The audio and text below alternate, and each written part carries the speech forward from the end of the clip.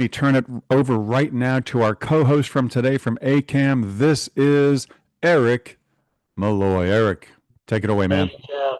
Appreciate it. I want to say the weather outside is terrible. If anybody is joining us from outside the state of Florida, don't come down. It's 77 degrees and beautiful. Just stay where you're at in the frozen Northeast. You got snow. So wink, wink, nod, nod. In advance, happy Thanksgiving. I also want to say I'm a day later too, but I do also want to say happy Veterans Day. Thank you to all of our veterans out there who have served, who are serving. We appreciate all of you and everything that you do, the sacrifices you guys make. So I do always love to thank our veterans. My name is Eric Malloy. I'm the Director of Client Relations for Florida with AKAM. So we are a private management company. We do primarily the services within the Tri-County area, which will be Palm Beach, Broward, and Miami-Dade. But we specialize in homeowners associations, condominiums, co-ops, commercial accounts. We pretty much run the gamut. And so if anyone has any management related questions, I'll jump in and out. But today is, the real expert, right? We're here for the legal update. And that will be Lisa. And she's always been a great resource. I've done a lot of stuff with Lisa over the past.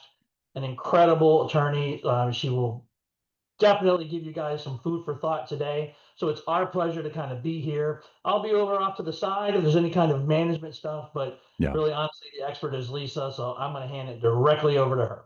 And I'm going to interrupt one last time. I failed to mention, and Eric, thank you for that introduction and telling us about AKAM. You guys are wonderful. Just a quick mention too. The chat area is going to be for technical questions only for me, for non-attorney related questions, like you can't hear something right, you have a question about the next class or a question about the evaluation.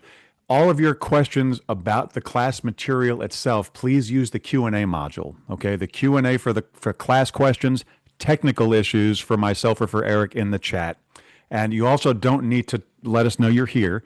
Everybody gets a unique join link tied into your own registration information. So you don't have to type in, hey, Joe Smith here, Sarah Smith. You don't need to do any of that. We know you're here. Lisa, the floor is yours, my friend.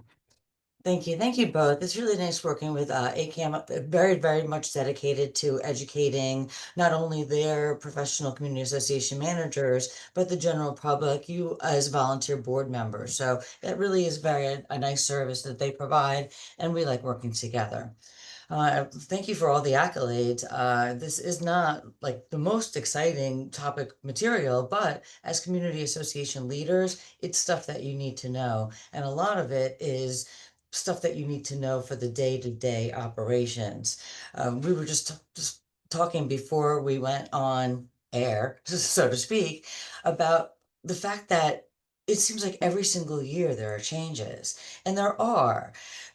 So if you've taken your 4-hour board certification class, that certification is good for up to 7 years of continuous service.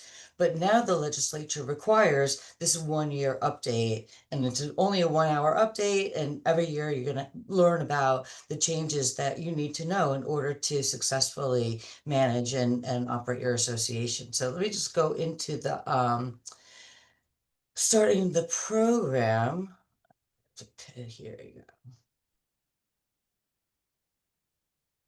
Did that work? That's working? Okay, good. We see it. Okay, yeah, so this is the condo law board update. Let me see if, excuse me, I'm just gonna do my little technical things here. I didn't have it set up right.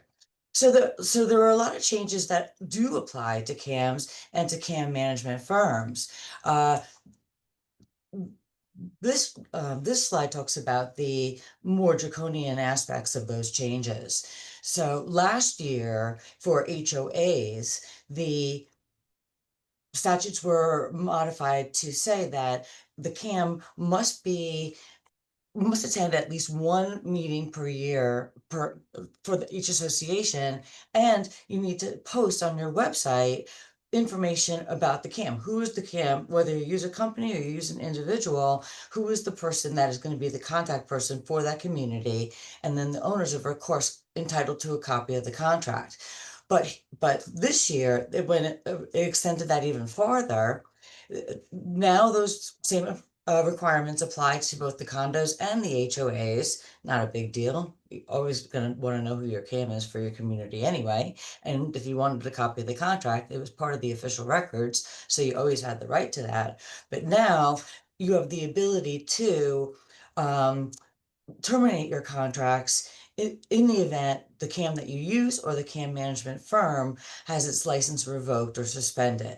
And in the event a license is revoked, the CAM cannot obtain or become relicensed for a period of 10 years. So that's a really big incentive for the CAMs to adhere to their professional standards. Every CAM has an online account at the DBPR, and they list which communities that they serve. So that makes it easier for the state to understand the demands upon the CAMs in our state, because some of the CAMs I know work for several associations, and it's really important to keep on top of that information. Conflict issues were also addressed. Now you have to have the disclosure of the beneficial relationship in your contract. So you have to list everyone for which the management firm has a beneficial relationship, whether they receive a fee or a monetary benefit, or if there's profit sharing, or what have you. Oh, I see here, CAM stands for what? Community Association Manager. The actual license is for Community Association Manager. We call them CAMs or CAM firms because at the management or at the company level, they also get a license themselves. With all these disclosures, not only do they have to list it in the contract in advance, but in the event that you're going to perform a service or you're going to give a bid for a service that is outside of the management relationship and it's one of the affiliated companies or one of your beneficial partners, then that has to be disclosed as well. And if the service is going to cost more than $2,500, then there's a competitive bidding requirement if one of the services or one of the service providers has the beneficial relationship with management. So, from your other dealings that you only obtain bid or you're only required to obtain competitive bids if the cost of the service or the contract is going to be more than 5% of your annual budget. $2,500 is far below 5% of your annual budget, but just that additional level of assurance that you're being presented with a contract for a related company or a related vendor, that you have the opportunity to see what that contract looks like compared to non-related vendors or non-beneficial vendors. In the event you do have any of these contracts, it has to be identified on the agenda for the meeting. So enter into new landscaping company, new landscape contract. You identify on your agenda that the landscaper is affiliated with management, if of course that's the case. And of course, if there are conflicts that are undisclosed, the association has the ability to cancel it. It's basically avoiding the contract, which means that you can end the management services without any penalties. Conflict of interest issues were addressed last year when it comes to board members, and again this year. Now, this year, well, 2025, they really want to stress that these disclosures be made so that everyone understands the relationship with their vendors. That's on their side. Now, on your side as community leaders, you also have obligations. Now, you have the obligation before you hire somebody to ensure that they have a license and the license is current and active. And that's not necessarily true. That's not only true when it comes to your CAM.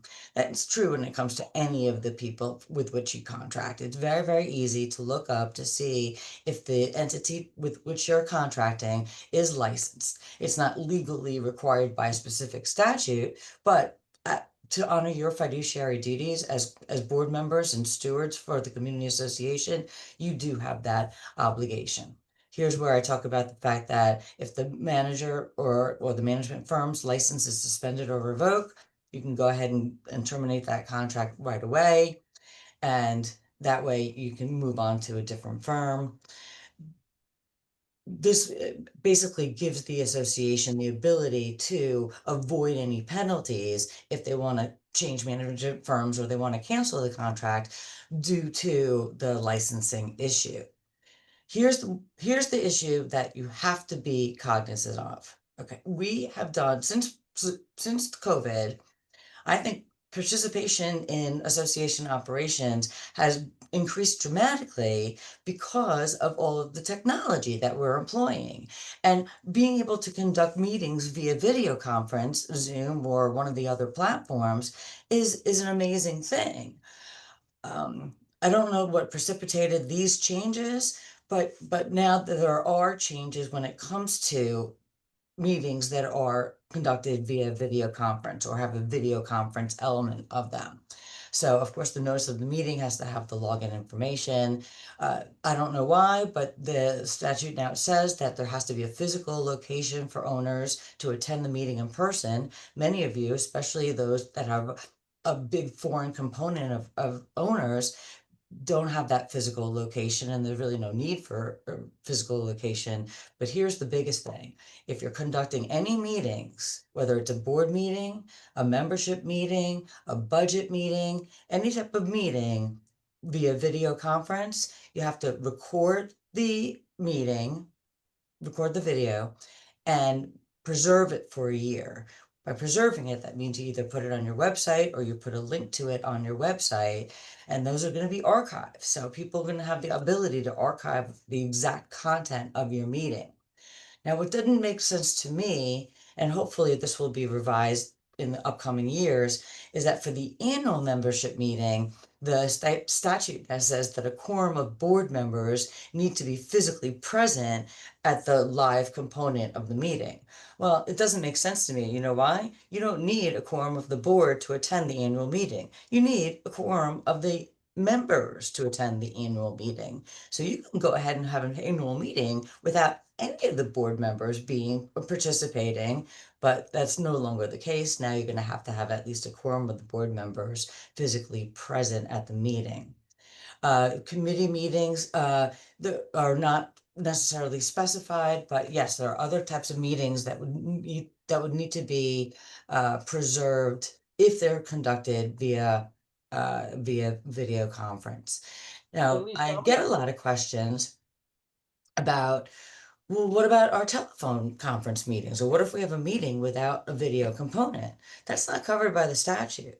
So as far as I'm concerned, and I think this is really the general consensus in the legal community, if you're going to allow people to participate in your board meetings or your annual membership meetings via audio, via teleconference, or using a platform that does not have any video component to it, these statutes do not require those meetings to be recorded, nor do they require any recordings to be preserved. Video conferencing is not mandatory. I see one of the questions right there, and it's been employed because it's very convenient and it makes for a lot more participation of your members. And it's somewhat, frankly, sad that if you have to refrain from using video conferencing for these meetings due to the fact that they need to be recorded and the recordings preserved. But no, if you want to go ahead and hold all of your meetings the old school fashioned way, go right ahead. You don't have to send out notices with the links. You can just post notice for board meetings on the conspicuous place in the condominium property,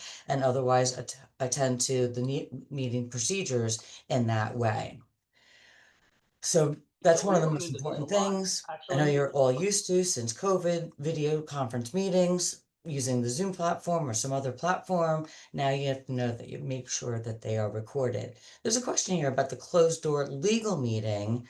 That video conference is not going to be viewable by the members, because the whole purpose of the meeting with legal counsel is to discuss pending issues for which legal advice is sought.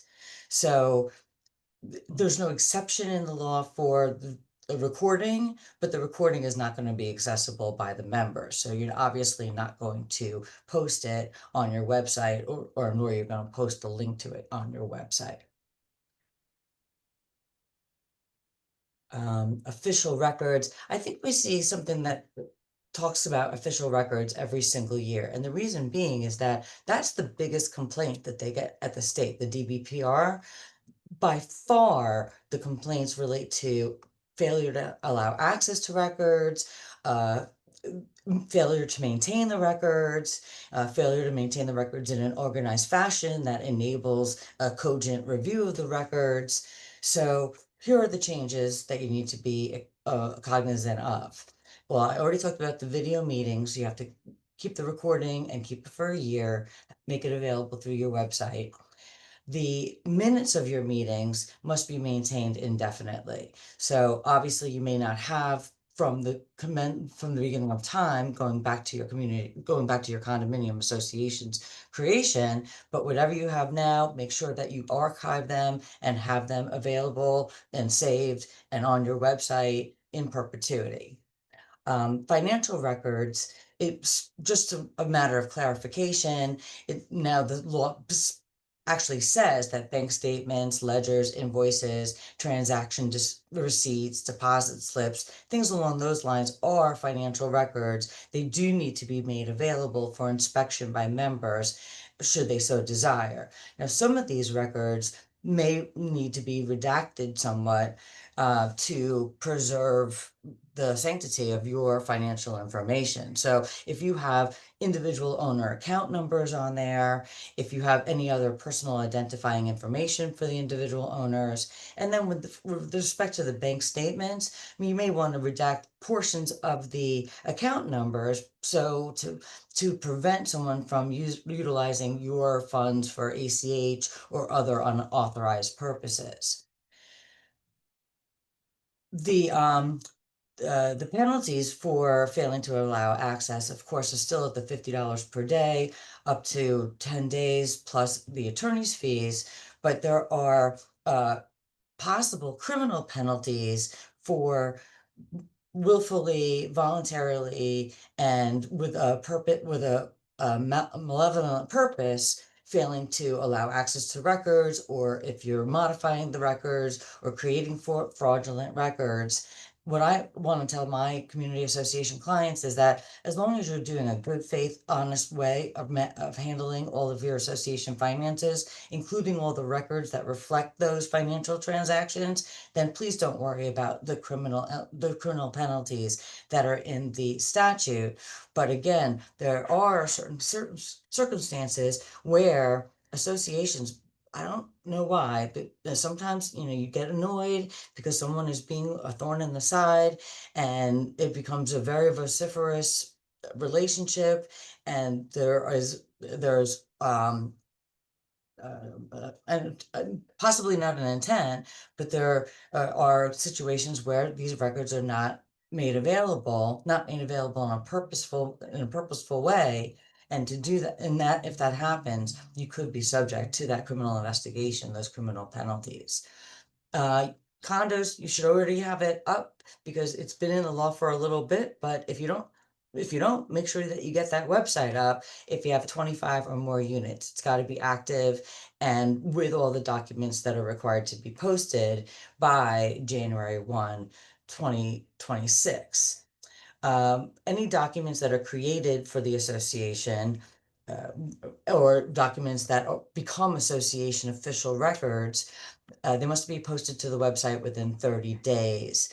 So you still have to follow your meeting notice requirements for posting things in advance of meetings, but when you prepare the minutes or when the minutes are approved, make sure they're posted within 30 days. You sign contracts, make sure that those signed contracts are posted within 30 days of signing. And of course, if you're voting on contracts, then you want to make sure that the bids or a list of all the bidding entities and the contract for which the board is actually approving is posted in advance, so members have the opportunity to come to the come to the meeting and ask questions about the actual content of the contract itself.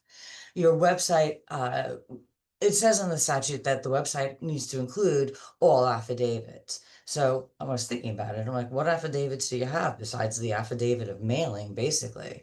So I looked through the statute, and there's a bunch of different ways that you have affidavits. You have the affidavit confirming distribution of the financial report. You have the affidavits of mailing or distribution of meeting notices. You have the affidavit acknowledging a receipt of the completed SERS. And then now when you start collections, before you can send the account into the attorney's office for collections, before you can actually charge any attorney's fees, you must send the notice of late assessment. The notice of late assessment carries with it an affidavit of mailing. And now, and we're going to talk about it in a little bit, if you don't have electronic voting, you have to designate an email address where people can basically email their ballot. We're going to talk about that in a little bit, but those affidavits need to be online. Of course, all your board certifications need to be online. Of course, all your governing documents need to be online. And you want to make sure that it's done in a cogent way so that it's pretty easily to navigate. I know that the DBPR, when they do get a complaint, they ask you for a password to your website so that they can go in and ensure all the documents that are required to be posted actually are there. So I talked about the criminal penalties for failing to allow access to records or failing to maintain or modifying records. It's got to be willful, knowing, and intentional before it even involves the notion of a crime. And the financial reports, the accountants are pretty happy about this because they extended the deadline to get the financial reports distributed to the owners from 120 days to 180 days. And all the accountants have to do all this work at the same time because everyone is basically on that January 1 to December 31 calendar year. Some of you out there may have been able to negotiate better pricing or more favorable terms if you're on a different calendar year, because then the work in order to prepare your audit comes up at a time when they're not super, super busy. You have to send the reports out, or at least you have to, you have to send the reports to the members, and then you have to have a affidavit showing that you did distribute the financial reports to the owners. And alternative financial reports, when I mean that, if your revenue requirements would initiate an audit at the end of the year, you have revenue in excess of $500,000, the members can vote for on a 1 year basis to reduce that reporting from the audit down to a compilation or from a review down to a compilation, but you can only do that for the fiscal year in which the vote is taken. So if you voted today, let's just say, you're not talking about the 2026 financials, you're talking about the 2025 financials.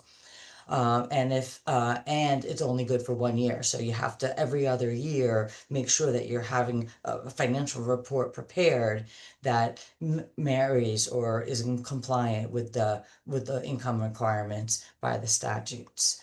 But this is something that's been in the works for quite a while, and for the exact reason I said, everyone's doing all the work at the same time, and it calls for delays. So the budget meeting, again, if you do the budget meeting virtually, then that must be recorded and the recording preserved.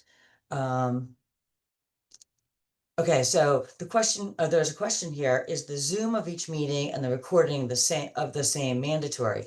If you're going to conduct the meeting via Zoom or other platform that's a video component, then yes, it needs to be recorded and it needs to be preserved. So the Zoom of the meeting and the meeting are the same exact things. You just now have an obligation to make sure that that recording is preserved and posted.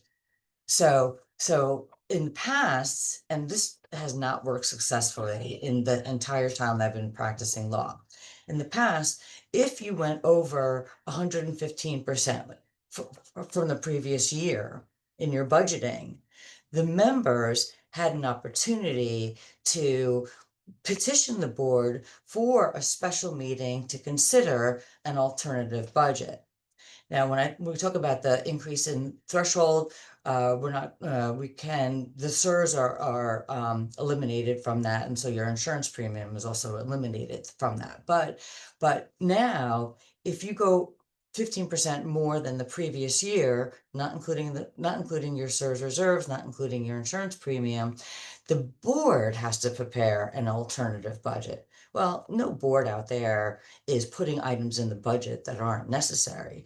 I think people fail to remember that the board members are likewise unit owners, and they likewise need to pay everything that every other unit owner pays. But it says in the statute, if you go higher than 15% of the previous year, then you have to simultaneously present an alternative budget without, quote, discretionary expenditures. That hasn't happened with respect to any of my clients yet, and hopefully we won't have issues when it comes to that. And then you put the alternative budget in the same package as the proposed budget. The substitute budget is adopted by a majority of the entire membership. So typically you won't have the majority of the entire membership participating at that meeting. Number one. Number two, it's also unlikely that the majority of the entire membership will understand that what items in the budget are omitted and the need for those omitted items.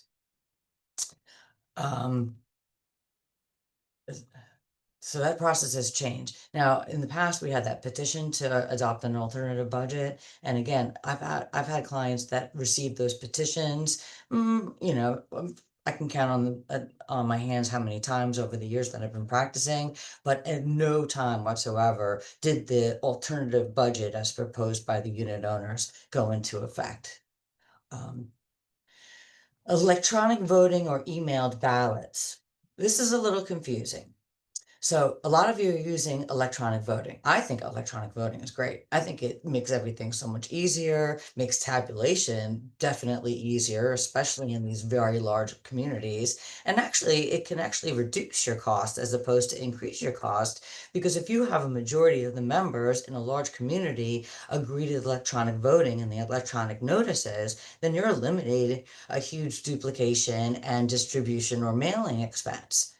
But if you don't have electronic voting right now, because the electronic voting platform has to meet all types of different requirements. It has to be able to identify the authenticity of the voter. It has to ensure that any votes cast in connection with the election of directors are not discoverable by the attorney, by the members of the association, by members of the board or management, so that the secrecy of your ballot is preserved. And there has to be certain other technical requirements associated. If you don't have electronic voting already, now the members, 25% of them, can petition to the board to adopt electronic voting. And then if the petition is served within 180 days of the annual meeting, and the board must hold a meeting to adopt electronic voting. So you get that 21 days to hold your meeting. During that time, I suggest that the board members and management attend and participate in some of the live demonstrations on the computer so that they can figure out which is going to be the easiest, which is going to be the most cost effective for them. And then by the time that you come to the meeting, you'll have a vendor already selected so that you can go ahead and adopt the resolution that you need, because the resolution tells people what they need to do to sign up for electronic voting and what they need to do if they want to end their electronic voting, if they want to return back to a paper ballot.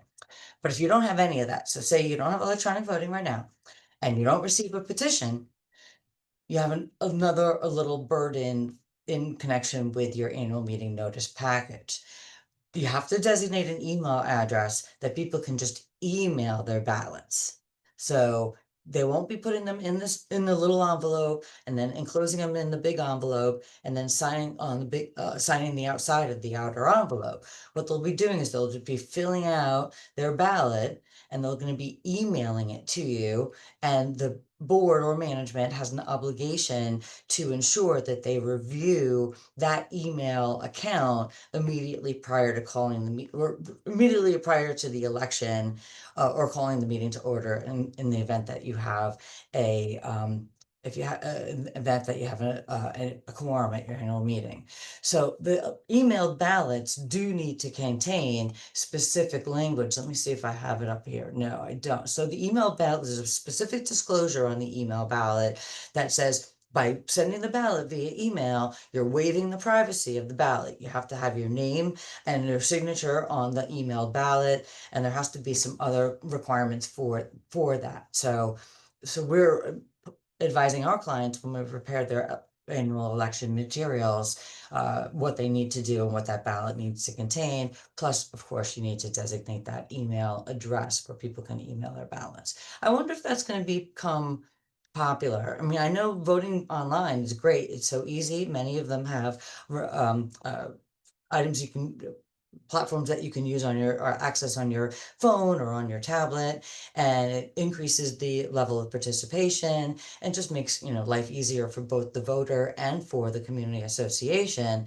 I wonder if this email process is going to gain any traction, because then you're giving up the secrecy of who you're voting for, which is always a little bit tenuous in community associations, and you have to remember which email address it goes to, and yeah, and those need to be tabulated at the time of the annual meeting, just like any of the paper ballots. Oh, I didn't talk about this. Hey, if you adopted electronic voting, that doesn't mean everyone has to vote electronically. That means that you're making that option available to your owners. And so people sign up, they either opt in or they don't sign up. And if they don't sign up, you go ahead and send them all the paper documents, or if you're allowed to do it via electronically, you send them all the documents via email, and then they have to send you back the paper documents. And that process can be changed by the will of the voter at any time. If you want to vote electronically this year, but then later in the year you want to vote by paper, you can just opt out. Then there's another vote coming up, you want to vote electronically, you can opt back in. Once you establish an electronic voting option, the statute says that you have to honor it until, with respect to elections, until the people opt out. So if you have electronic voting, please talk with your counsel before you discontinue that contract, or before you hold an election without making the electronic voting available, because now there are requirements associated with that. So the milestone updates, there were a lot of complaints last year about perceived relationships between the person or entity preparing the milestone or conducting the milestone inspection. You can call it a 40-year recertification or a 25-year recertification, building safety inspection report. But in the statute, it's called a milestone inspection, and the contractor that was going to be performing the work.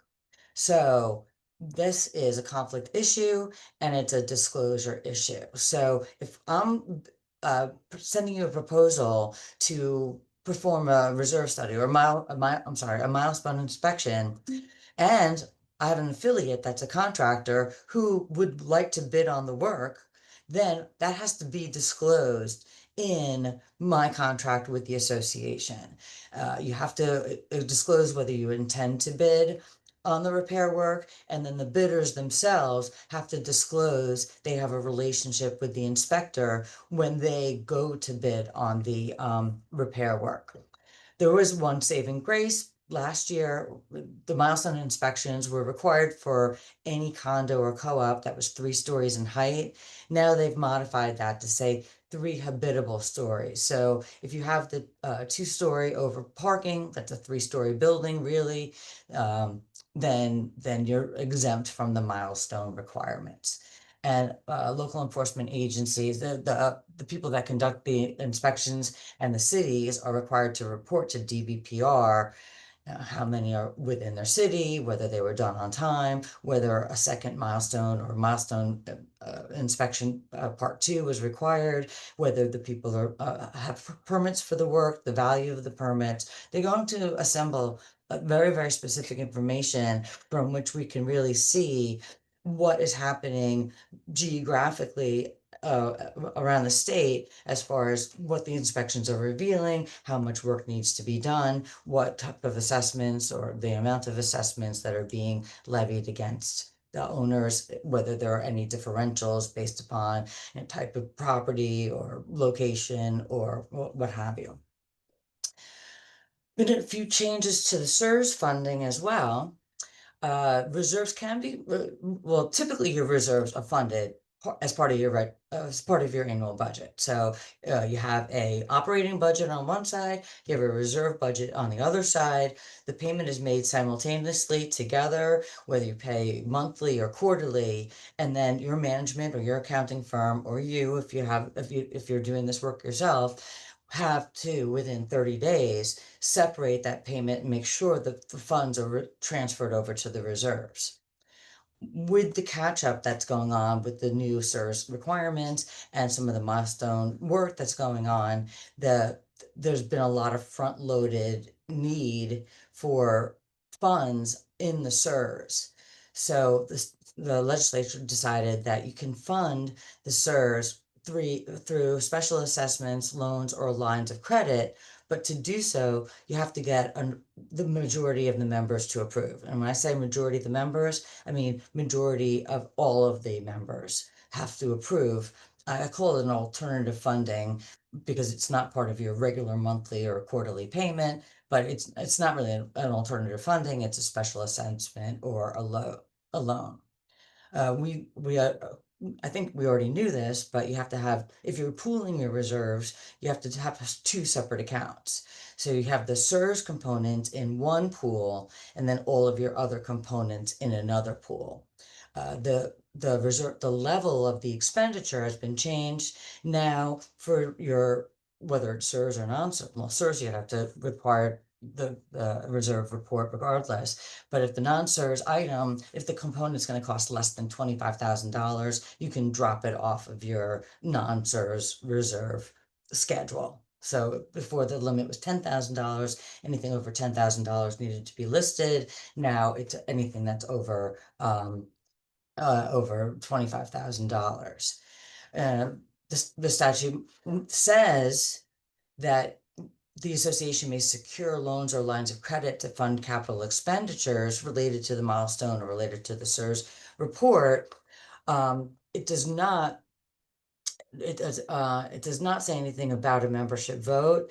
I have some trepidation about whether this particular line of the statute would obviate a need for a membership vote if you have those requirements in your condominium document. So that's something that before you get a loan, you're going to work with legal counsel. You're going to determine whether or not you have the authority to take a loan, and all the mechanics and protocols associated with the loan. This is just one of the things that for the council to look at to ensure that the board of directors does have the authority to sign off on all those long loan documents.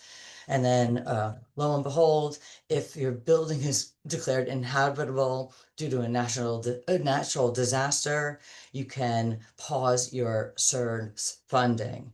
Okay, that I don't think is going to happen all that often, although we have had devastating storms over the past few years, and adding insult to injury, if you had to fund SERS while your building was completely uninhabitable and you were incurring alternative site housing costs, that would be a little bit it's not only problematic, it would be painful in a lot of circumstances.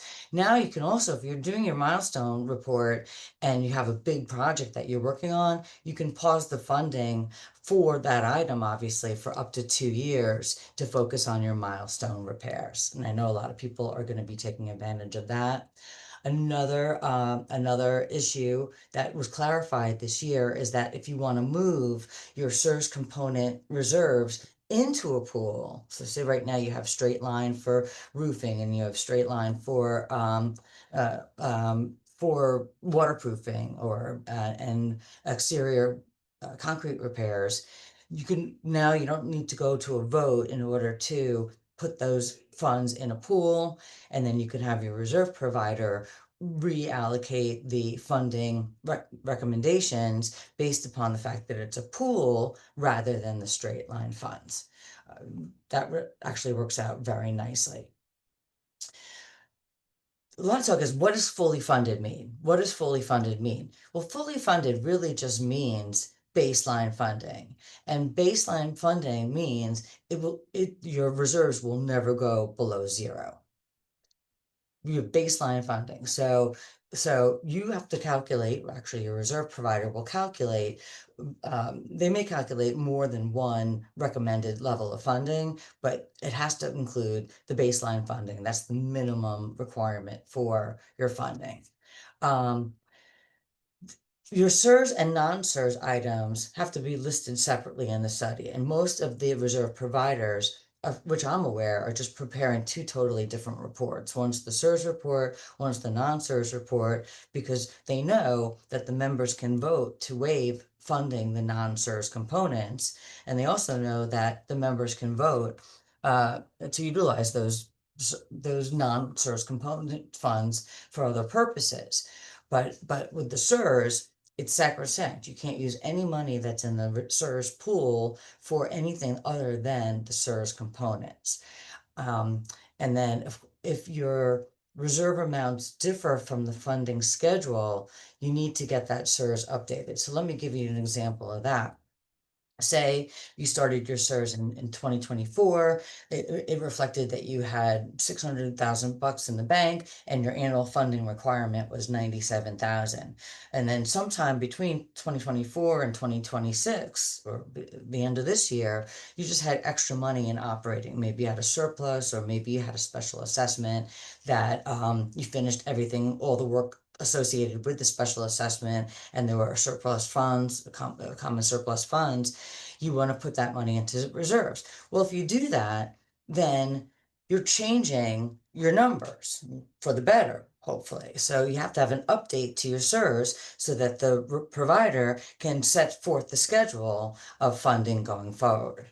And of course, if you did take the last opportunity to waive funding for 2025, and your CEUs does include funding for 2025, then your schedule is going to be completely off. You have to go back to your reserve provider, have them rerun your schedule, maybe do whatever other updates are appropriate, so that now you have your new numbers to plug into your budget for the 2025 year.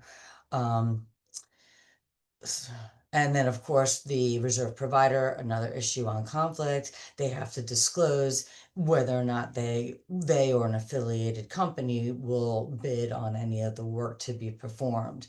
A lot of these big engineering firms have engineering and consulting engineers, they have drafting engineers, and then they have a construction component to them. If you want to use a one-stop shop, it has to be disclosed on all of the contract documents and on all of the bids. And if it's not disclosed, the contracts are voidable. Investment of reserve funds. This didn't really change. There were a lot of proposals to create investment mechanisms to utilize by condo associations. They were very, very complicated. I say they're complicated. They were complicated. Yeah, it was going to be difficult to decide how you were going to select a financial planner or somebody to assist you with it. There was all kinds of disclosures required. You had to have an investment strategy in a written form. So that was abandoned last year. I don't know if it's going to come back in 2026, but of course you can invest your funds frugally and with your fiduciary obligations in mind, in certificates of deposit or other types of safe and secure investments. And it also says that the financial institutions are expanded as well. Again, I have a little bit of trepidation about this, because if your governing documents require your funds to be maintained at a U.S. national bank, then please check with your counsel before start moving it over to these different types of financial institutions or to moving it into a brokerage firm or required. And obviously the investment decisions are made by the board. It's a really good idea to make sure you do publish something, whether you do so when you do your when you distribute the annual financial report, or whether you do so in connection with the budget meeting or the annual meeting. Just publish something that reflects how your funds are being safeguarded. What accounts or accounts or in which the fund's maintained, and what type of investment options that you have selected. Hopefully everybody already did this, but you had to register with the DBPR by October 1. I had the portal here. I had a bunch of links to the portal. I think I've eliminated now since October 1 came and went a whole long time ago. And there were some issues. People had a little bit of a difficulty looking up their managing entity name or their DBPR number. Hopefully all of those kinks have been resolved. And those were the changes that were in the HB 913, which was the big bill that passed last year. So before going on to some of the other bills that were included in the 2025 legislative session, I want to take a look at some of these questions. So there's a lot of good questions here. Is the CAM solely responsible for maintaining the records on the website? Well, the buck stops with you. I mean, you may have a contract with your CAM or with your management company for them to be the custodian of your records and for them to organize your records and to maintain your website. But it's not ultimately their responsibility. It's ultimately the board's responsibility. So even if you have something in your contract that requires the CAM to do this work, somebody on the board needs to be monitoring it to make sure that it's being done, just like all your other obligations, just like sending out meeting notices. I mean, CAM obviously does that, but again, it's your responsibility to make sure that the meeting notices are sent in a timely manner. Okay, so this is an open question. I have two different answers for it, but the question is, must meeting minutes be posted within 30 days, even if the board will not adopt them until the next board meeting, and that board meeting is more than 30 days later? So technically, in my opinion, the minutes don't become minutes until they're actually approved. That means when they're approved, then you have to post them. However, if you have drafts, I don't see any reason not to just post the drafts when somebody puts them together. Again, just mark it all draft, and then you'll just replace it with the approved minutes when the board ultimately approves them. And I think that's a good policy too, because on your approved minutes, you can even include a note saying at which meeting they were approved. So when people come look at them 10 years from now, they can say, oh, here are the meeting minutes. Oh, and it says right here, they were approved at the meeting that was held in September. So yes, my answer to this question, I don't know if other people have a different answer to this question, but my answer to this question is that minutes really become minutes when they're approved. Before then, they're just drafts. Okay.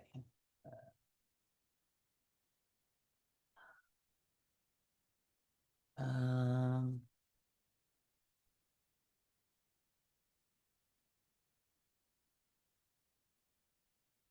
huh. Our board believes that there's no real exposure or penalty associated with lack of official records on the website. What is the real risk of not being in compliance? Well, it's one of the items that the DBPR has power to investigate and does investigate based upon complaints. So it's not as if the DBPR has the resources to just periodically check out websites for condo associations. But if somebody does make a complaint, then they will go on your website and they will determine whether or not you're in compliance. And that's treated like any other type of violation that can be escalated up to the Division of Administrative Hearings or resolved with a civil penalty. the intent of the, well, there will be a ability to correct any mistakes with respect to once the DBPR identifies any omissions, but that may not save you from incurring an administrative penalty.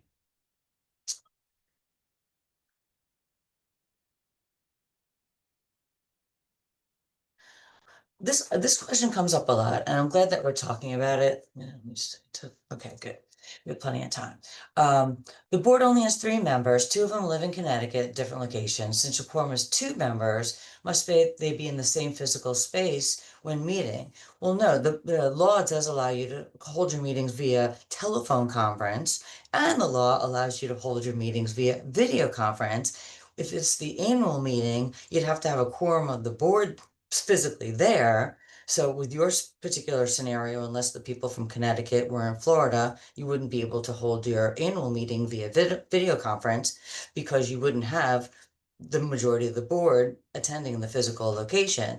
But you can still go ahead and have those telephonic meetings. Notice is the same. People have to be permitted to attend and participate, just like they are with a live meeting or a video meeting. But no, they do not need to be in the same physical space when a meeting takes place.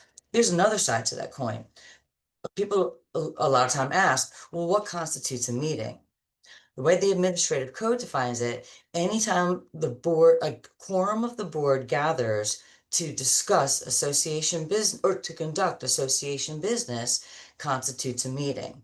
So that doesn't mean if you run into your fellow board member at Publix and start talking about the fact that the pool vendor didn't show up that day, that the earth is going to open and swallow you and you'll be subject to all kinds of penalties. But that does mean that you cannot have meetings, private meetings, unless those meetings fall within the statutory exemptions. And that's up for meeting with legal counsel to discuss pending legal issues or personnel meetings. I know there's a little bit of a difference of opinion on that, and I've always been very conservative with my answer on that. So here's a question. What's considered discretionary for the budget purposes?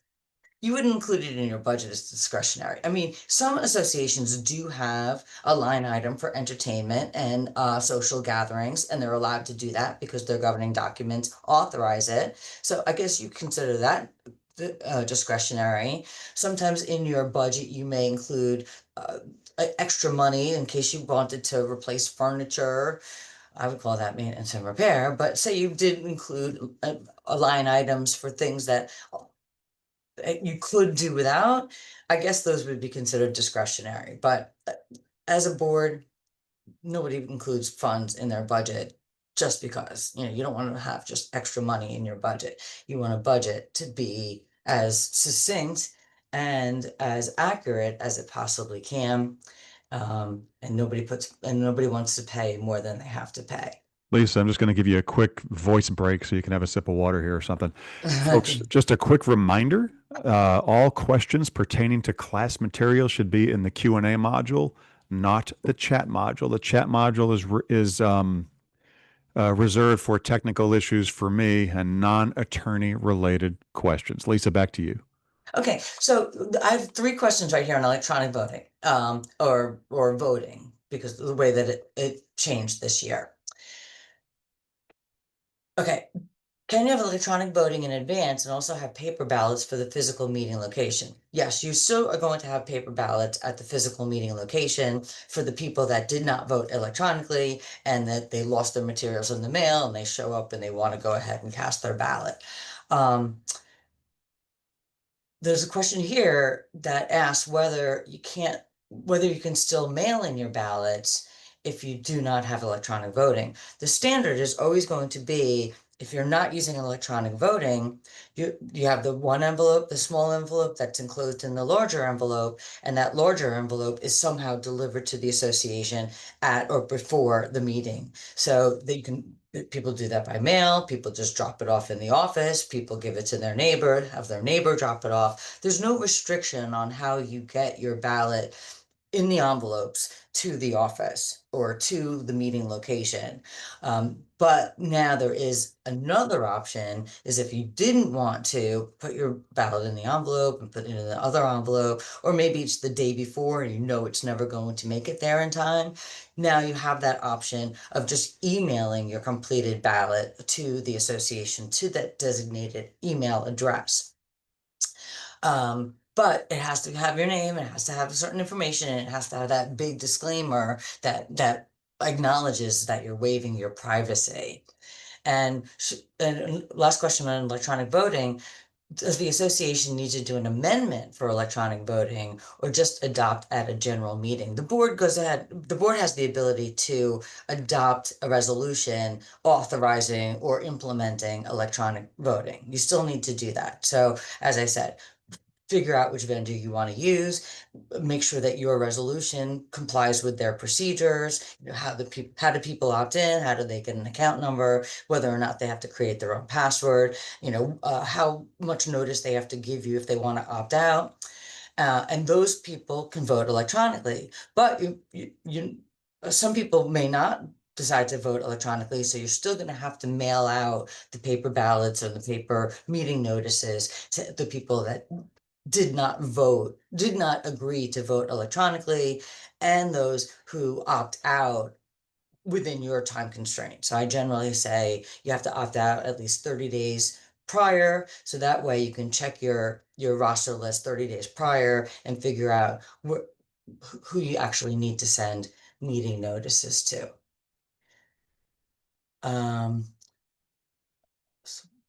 Oh, okay, so we have a bunch more questions here. I know we're getting a little bit close in time. So here's a good question. Are monthly meetings mandatory? No, but now condos, you have to have meetings at least 4 times per year, at least once per quarter, where members can ask questions about the status of construction projects, the status of the work, the status of payment for the work, whether there are change orders, or the financial aspects of the project. So you do have to have meetings quarterly in condo associations now. The slide that you see right now is exactly as a result of that, because timeshare plans and timeshares can also be condominium timeshares, and this requires and exempts timeshares from that quarterly meeting requirement. They're only required to meet once per year, unless of course they get a petition for another type of meeting and what have you. Can you have a meeting without video or audio participation and only physical presence?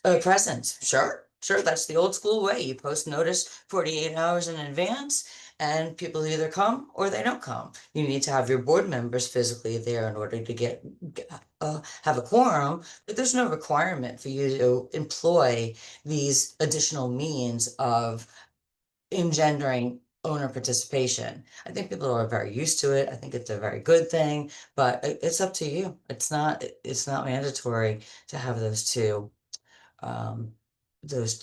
options. So let's go. So the timeshare issue, I would not expect any timeshare condo board members to be participating today, but it does require the timeshare management firm to issue annual disclosures if they have related companies that are providing services to these unit owners. For administrative procedures, I don't know how many of you follow it. I just recently started following the APA administrative procedures for the DBPR, because they really need to update all of their rules. The Florida Administrative Code, Chapter 61B, and those other codes are based upon administrative rules created by the agency that's responsible for compliance or oversight of that particular function. And now that the DBPR has to change all its rules, I've been monitoring to make sure that if there are any public hearings about rule changes, and if they do publish proposed rules, that we can stay on top of it and make sure that we understand what's going to be required, or try to intervene if we can see that a rule is not in the best interests of the association. This, I don't know why it's included in the annual legal update, but this is related to correctional facilities, and it just requires the correctional facilities to have, um, to enable inmates to take classes, and for the DBPR to work with the correctional facility to basically advance their career opportunities. And we don't mean jail for people who don't pay their maintenance, right, Lisa? No, there is no condo jail. There you go. There's no condo Couldn't jail. resist. Couldn't resist. Back to you. Um, and I think this is the last thing to, yeah, say Florida additional resources. Okay, so the flood disclosures, this is important. Okay, this is not strictly a condo issue. This is any type of real estate transaction, but you'll know, I mean, from the west coast of Florida, have been hammered in the last couple of years with these floods. And a lot of people did not have flood insurance. And more importantly, a lot of people did not know that there was a flood, even if they had flood insurance, that there was a claim on the flood insurance before they were owners. And if they had a claim on the flood insurance before they were owners and those repairs were not made, NFIP was not going to pay you because they're not going to pay you twice for the same component. So if you had a flood in year one and you said, "Oh, my cabinets are compromised, I need to replace my cabinets," and then you get the money and then you don't replace your cabinets, and then 3 years later you have another flood and if your cabinets are again now damaged, well, they weren't replaced. So you're not going to get that money twice. That's why these disclosures are really important. If you have a claim on your insurance, you got to tell the buyer about that claim on your insurance. That's a lot. I mean, I know this is a lot for you to all absorb. And I appreciate the opportunity that you give me today. I know that you care about your communities, and that's why you do participate in these educational sessions, along with some of the management company sessions as well. And we are happy to provide this service to you. So Eric, I don't know if you have any closing thoughts. I will just say, Lisa, I've been reading the questions, and you guys are amazing, right? Like to see the depth of the questions and the understanding that a lot of you as board members have, and how the legal landscape changes, right? The best advice that I would give, and it's probably a little self-serving, right? But I think some of your best resources as board members are going to be your association counsel, so your attorney, right? If you have questions, that's why you have them. Their job is to keep you in compliance and keep you out of legal issues. But also too, like, work with your management company, work with your managers. You know, a lot of times we're taking these courses the same times that you are. You know, we're trying to learn as much as we can to navigate. And a lot of times we'll see an issue possibly on another property, or we may have a solution from another property that's already gone through council. And so we can help guide you. So as board members, you have access to some of the best resources now. The education is always out there. Please, please, please take advantage of it. But your questions have been absolutely on point and amazing today. And for volunteers, right? This is just great stuff. And we're always happy to promote education. I want to thank Lisa and Jeff for allowing us to be a part of this today. Even though I didn't say very much, I thought, Lisa did an amazing job. But kudos to everybody for absorbing this and asking just great questions. Well, It thank definitely you. showed a level of understanding of the existing procedures and laws. So you definitely, the questions were very apropos to what we're talking about. So, folks, I'm not sure if Lisa and Eric are going to go through any more of the questions, but before we get that answer, I see we have over 220 people in attendance today, and only 27 people have submitted their evaluation. So again, if you haven't already gone into the chat area, not the Q&A, but the chat area, and clicked on the link, please fill out and submit that required evaluation. This is further proof. Lisa earlier was talking about keeping records. The evaluation is additional proof that we have. Shouldn't you ever get challenged, they come to us and say, did so-and-so attend? We check the Zoom attendance sheet, and then we also have the evaluation to help show that you were here. So please fill out that evaluation. That acts as additional proof of your attendance, as well as telling us how we did and what you'd like to see us present in the future as well.